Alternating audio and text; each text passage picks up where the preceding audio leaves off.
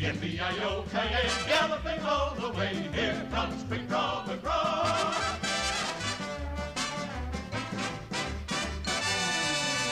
Yippee-yi-yo-ki-yay, galloping all the way, great big star on his chest. Out from all of the rest, fastest gun in the West. Yippee-yi-yo-ki-yay, riding around the way, here comes McGraw, McGraw. The highfalutinist, fastest shootingest cowboy you ever saw. That's McGraw, McGraw.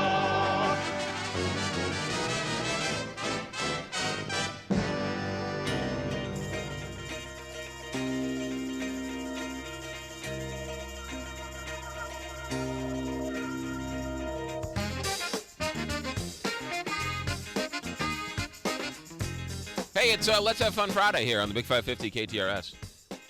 Follow us on Twitter at McGraw Millivin. Yell at us on Facebook. Ladies and gentlemen, it's 9:09.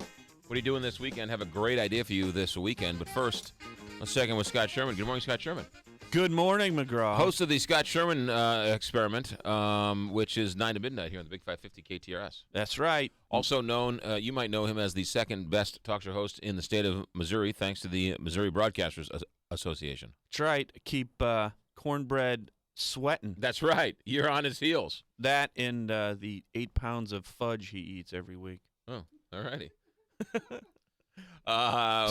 With humor like that, who needs Carney?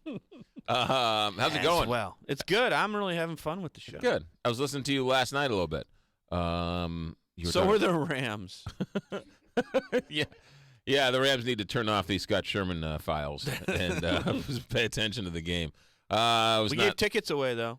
Did you give tickets away? The Rams were kind enough to kick in tickets for one of the contests we do. We have a 13-year-old football prognosticator, and then we have like a betting thing. Yeah. And the winner, our first winner, went to the Rams game last night and got a shuttle and free food and all this When's stuff. the 13-year-old prognosticator on? Friday night. Friday at 11. His parents are probably going to go to prison for keeping him past curfew, but we have a good gig. So he's on tonight? Yeah, tonight. So he didn't pick the Rams game last night then? No, he didn't pick the Rams game. Oh, I see how you do it. You're insulating the kid.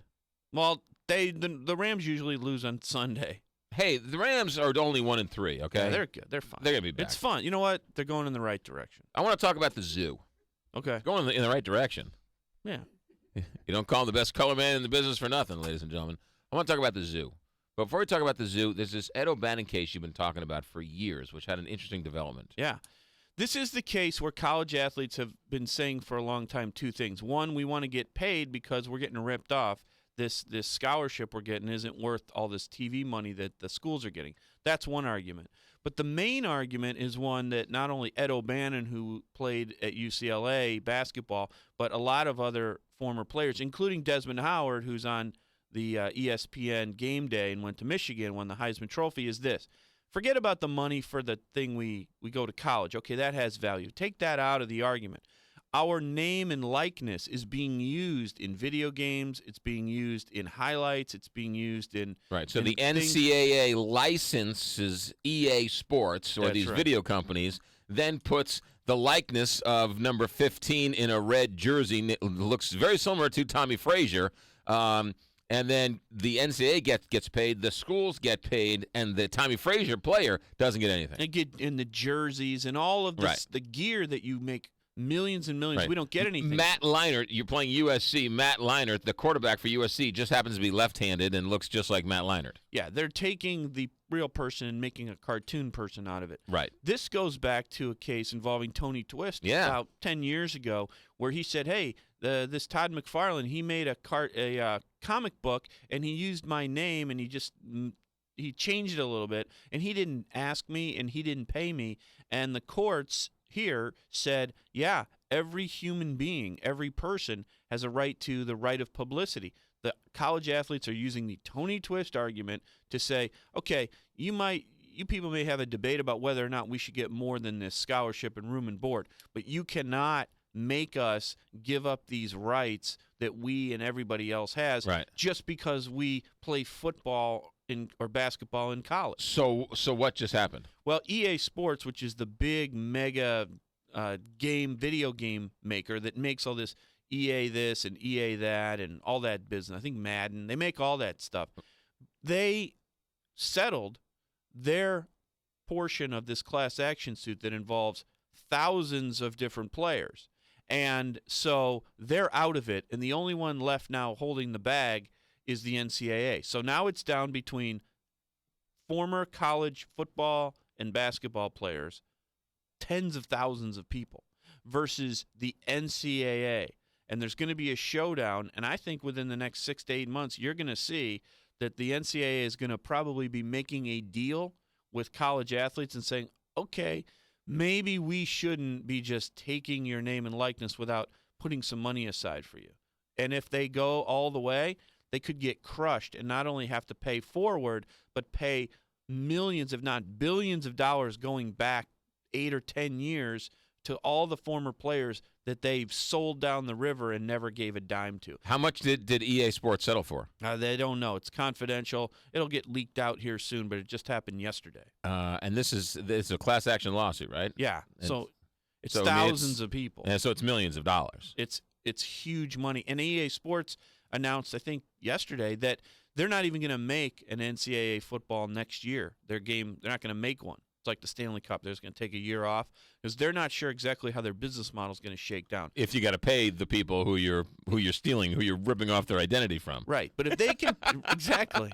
But if they can wait a minute. We got to pay you? Hold on a second. We're going to rethink this whole strategy. But if these agents, these places that play music have to pay licensing to Britney Spears and Justin Timberlake and all kinds of other singers, even people that are younger than the college football athletes at the time, Miley Cyrus, if they have to do it because they have copyright rights, right, then the places like EA Sports, private businesses, they should also pay. Right. The well, licensing. you're saying if a radio station plays a Miley Cyrus song, the radio station owes rights. They owe royalties to Miley the Cyrus. Artist. Right. And then there's a group, this ASCAP or BMI, and they collect money. And there was just a case last week that involves Pandora and ASCAP, and a lot of these artists are like, well, we're not getting enough money from Pandora. Too bad, so sad. So what's good for whatever zoo animal is good for every zoo animal, to use your zoo analogy. But Pandora, I think, bought a know-nothing radio station in South Dakota and is now claiming they're a radio station. They just play their stuff on the internet, too. What they did was really smart. In 2005, when nobody cared about internet radio stuff, they bought a blanket license from ASCAP so they could play everything for one price, and ASCAP's like, suckers. Then they came back, and they all of a sudden everybody listens to music on their device, and they're like, hey, we'll take another one of those 5-year blanket licenses, please. And they're like, no. And a court in Manhattan, which controls all of this, said, no, sorry, BMI and ASCAP. Back in 1941, when you were running basically a organized crime organization, you made a deal, and that deal's a deal, even if it goes back to 41. Sorry. That's almost like when NFL Films went to, I want to say it was, who was the first commissioner of the NFL? Pete Rozelle. Pete Rozelle. Went to Pete Rozelle and said, we'd like to buy the film rights for the NFL. Yeah. How much? And this is like right before Super Bowl I or right around Super Bowl I. They said $20 million. And Pete Rozelle went to the owners and said, take this money quick. This guy's an idiot. Yeah. He's going to pay us $20 million for all of our film rights. We don't even know what film is exactly. Take it. So it was the deal of a lifetime by NFL Films. I've got one that tops every deal of all time. It's a local one. It's the NBA deal. Ben Kerner, who owned the St. Louis Hawks. That is the best deal. Worth repeating over and over and over again because not enough people know that story. That's right. And I still want to get to the zoo. We'll do it some other time. We'll do it here in a second. We'll get to the zoo here. Josh Gilbert. Oh, is fact-checking me? No, Josh Gilbert being a hater on the text line. On my show? No, on me. You? Tommy Frazier. Haven't heard that name in 15 years. Should have won the Heisman Trophy. Let me guess. He went to Nebraska. 2-time national champ, Tommy Frazier. 918, Big 550 KTRS. Are we ready? Are we really ready for an aquarium and a gondola? First of all, is the gondola the thing where they have a boat? Are they going to They take people in a That's boat? a gondola. I'm talking about. Well, that's a gondola. Oh, sorry. A gondola is where the guy is in the ribbon and the striped shirt. You've been to Venice. I haven't. And a gondola is where you're in a bulletproof contraption that then is like a ski lift up over Highway 40. That's what that is. Look, you can't walk to the penguin you can't exhibit? walk over Highway 40 through Turtle Park. You need a gondola or a gondola, maybe both. Why don't they just put the whole thing on a moat? 918 Big 550 KTRS. That's Sherman here on the Big 550 KTRS. He does his Scott Sherman extravaganza 9 to midnight here on the Big 550 KTRS. All right, quickly tell the St. Louis Spirit story. Oh yeah, Ben Kerner owned the St. Louis Hawks. It was a basketball team. They won the NBA championship in 1954. I think Easy Ed Macaulay was on that team. Bob Pettit was on that team. It was a pretty good basketball team. But the NBA didn't really take off until Dr. J and then Larry Bird and Magic Johnson got into the league. But right about the late 1960s or so, the NBA commissioner, David Stern, approached certain teams and said, look, we want to contract some teams. We got too many teams, and who wants to be contracted? And they're like, nobody. Like, well, wait, we got a deal. We will split. We'll give you, if you contract your team, give it back, and don't even operate the team. We'll give you a full share as though you owned a team of NBA television rights forever. But wait, it gets better than that, and I'm trying to find the numbers here. And we've talked about this originally. They originally went to the Hawks and said, the Hawks said we want money to go away. And so the NBA came to them and said, look, we'll give you $200,000. Now, my numbers might be off here. Yeah. But we'll give you $200,000. We don't have $200,000 for you to go away. So you can take the $200,000 and we'll scrounge around and try and get $200,000, or we have a better option for you. What's that? Well, there are X amount of teams. We'll give you 1/24 of the television revenue for the NBA in perpetuity. Yeah. And they're like, please take this deal we want you to take, please. So the NBA begged the Hawks owners to take the deal.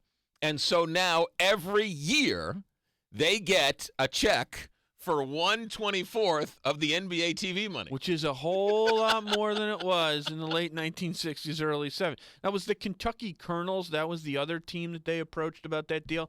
And I think they might have taken the cash. Let me see here. I'm reading from Wikipedia here. In June 76, the remaining ABA owners agreed, in return for the Spirit's folding, to pay St. Louis owners $2.2 million in cash up front, in addition to the 1/7 share of the 4 remaining teams' television revenues in perpetuity. So there you go.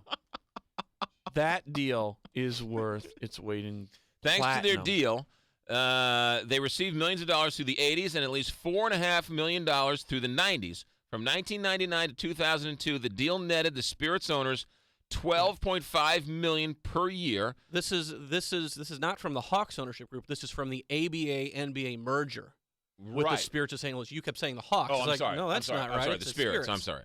Yeah. So from 2003 to 2006, their take was $15 million a year. The brothers, let me see here.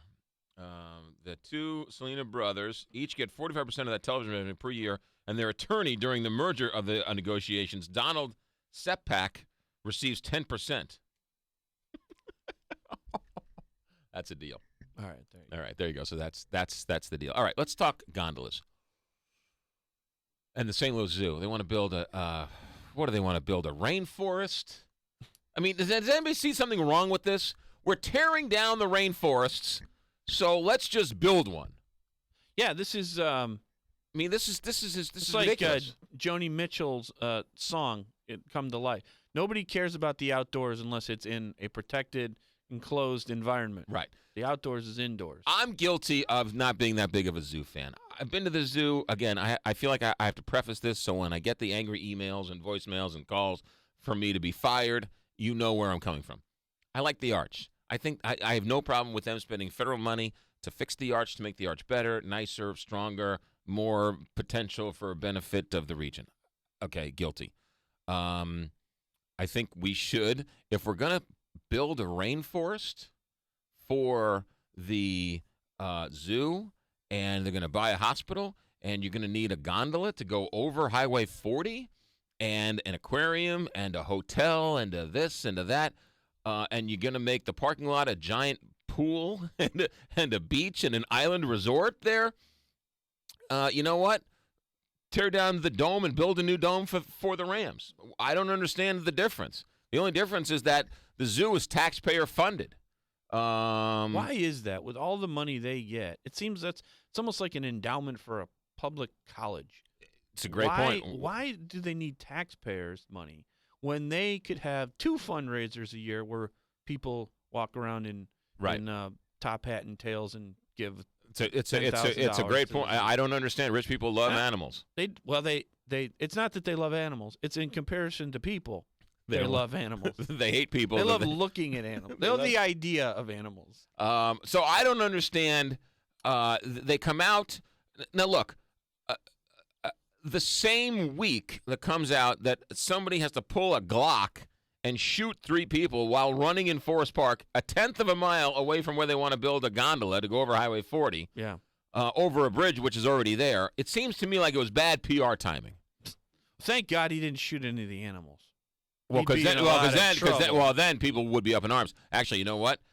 The point you make is, if the rhino got loose. Well, that's the story of that black lab who was found on the side of the road, who was shot. Right, that's a big story over the weekend of the black. Somebody was driving up the street and saw this black lab that was sort of injured, pulling itself along the street. They picked it up. They brought the black lab to the vet. Turns out somebody shot the black lab in the back. They pulled the bullet out, and that's horrible. It's a terrible story. But you do that to a human being, it's page 50. Yeah. I mean, if a human being pulls a gun on you, fair game. No. I understand that, but I mean, the police officer, the off-duty police officer, shooting the person at the park, a 1/10 of a mile from whether they want to build a gondola. It's like, wait a minute, you know what? It just seems to make it's a disconnect. It seems that people are way too excited. And why taxpayer? If the zoo wants to build a gondola or a gondola, I think it'd be more fun over on Tam Avenue, flood it, and then have a guy in a boat. Takes you across. They should have a gondola overlooking the gondolas. That's right. Yes. If you want to do that and you can raise the money, that's fine. But really? I agree. I mean, I agree. I would much rather our tax dollars go to tourism. Go to a bigger ballpark village. Quite frankly. I mean, so you like taking your kid to the zoo? I like taking my kid to the ball game. It does get people from St. Charles into the city, so they can turn around and go back. Well, but I mean, look, I'm not, everyone's like, well, I think St. Charles and Franklin County and all these counties should actually contribute to the zoo museum. Why? They don't need it. It seems like they're doing fine on their own. Yeah, if they were a private business and they charged $5 to get in, they'd still have just as many people. They say, oh, it's a free zoo. It's not free to get in. It ain't free to get out. And if you can't find a good parking space, it's already not free. It's not free. Yeah. It's paid for by your property taxes. It's paid. There's a special museum zoo tax, which is free, which, while we're on the subject of our cultural sacred cows that are untouchable, the Botanical Garden also gets funded by taxpayers, and they charge you to walk in. I've been there once. It seems like a nice place to go, and when people from out of town say, where should I go? And the first 3 things I say, the Arch, the zoo, and the Botanical Garden. I haven't been up in the Arch since I was about 11. I love going to the Arch. I have a personal problem with the Botanical Garden, so I will certainly I have a personal issue with them, so I don't certainly want to speak poorly of them. But let me just say that they charge the Botanical Garden to look at plants. They're also doing all they can to build botanical gardens in the country of Jordan. Oh, which is important. Yeah, they're doing that for their mission. Yeah.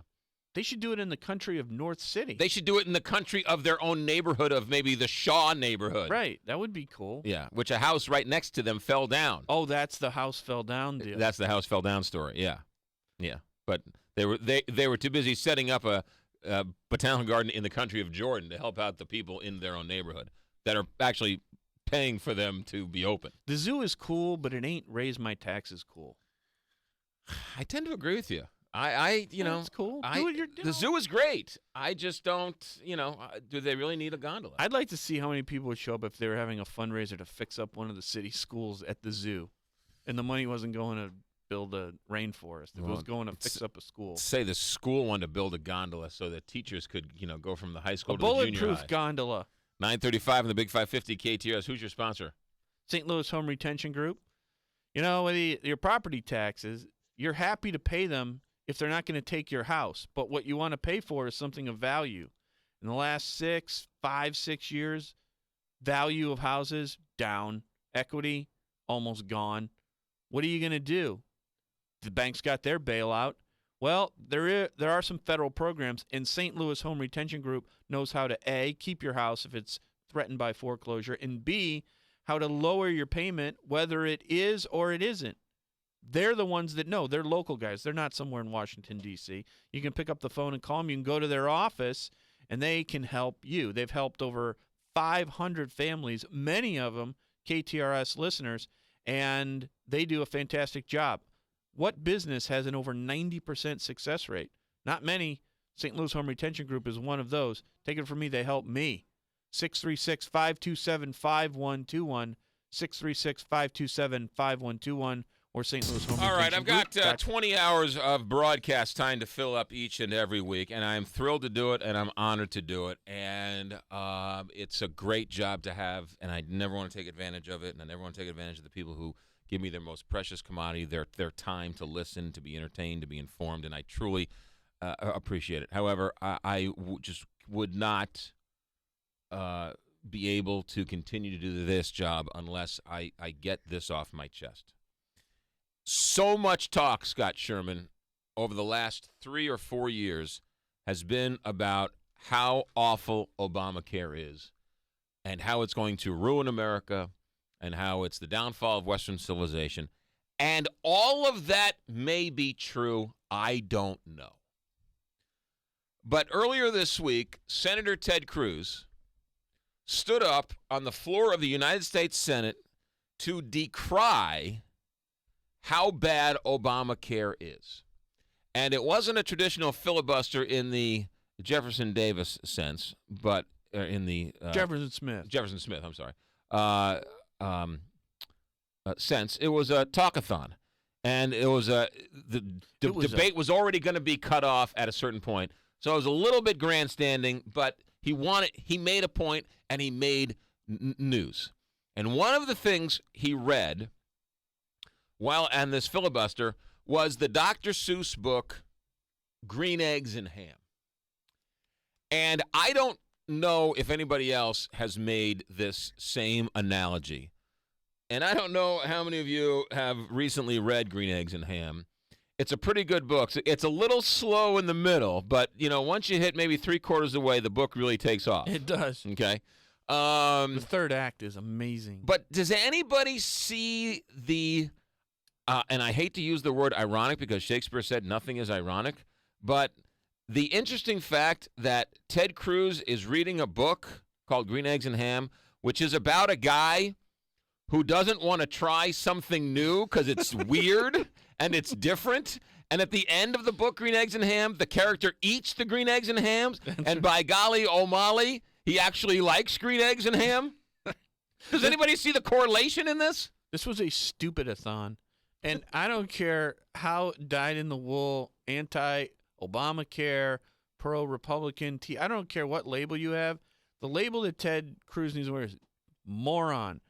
This guy wasted – they waste time in Washington like you waste water. It's horrible. But this waste of time was especially egregious because he was quoting our great philosophical thought person – Ashton Kutcher. Yes. Yeah, he's quoting Ashton Kutcher. That dude doesn't even know where his car is. No. See what I did there? It was a little bit of a joke.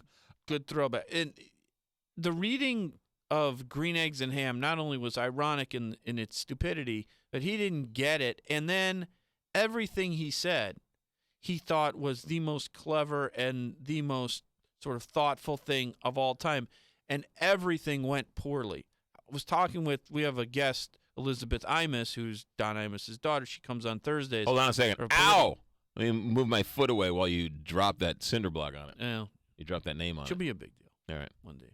And she said that her father, she said she hadn't seen flop sweat like that since her father hosted the correspondence dinner in Washington, D.C. That was a great story. Like when you get up there and you think you're going to do, 10 minutes of stand-up, maybe you got 30 minutes, and the first joke bombs, it's an eternity. Ted Cruz got up, and the whole thing collapsed, and he had 21 and a half more hours to go. This was a colossal fail. But he reads the book, Green Eggs and Ham, which is about somebody who doesn't like something just because it's a little different and refuses to even try it. That's right. which can you get any more of a direct correlation between the people who are so afraid of Obamacare refusing to even think about it, talk about it, even discuss it? I'm sure Roy Blunt is now in some hot water because he's telling people, you know what? Sign up for the exchanges. You need health insurance. Yeah. I mean, that's blasphemy. Look, this whole thing was settled when the Supreme Court decided 5-4 that it was a tax. You want to be mad at somebody? Be mad at Chief Justice John Roberts, your Bush appointee, if you're so inclined to say that the federal government, Congress, can tax almost everything. That war has been fought, and it's like there's nothing you're going to do about it. So you may as well try to make it work for people. So just read Green Eggs and Ham. Yeah, and I wonder at what point, if he's actually smart enough to figure it out, at what point was he reading the book and he's like, uh-oh. I'm also going to call foul on Ted Cruz. You can't be a member of the Tea Party group and the man is beating me down when you're Harvard educated and his wife is a president of Goldman Sachs. Yeah. So hold on a second here. He's fighting for the man, and he's Harvard educated, and his wife worked for a company that got massive bailouts in which the Tea Party is against. I'm sorry, Ted Cruz. Your fighting for the man doesn't work. You actually are the man, Ted Cruz. This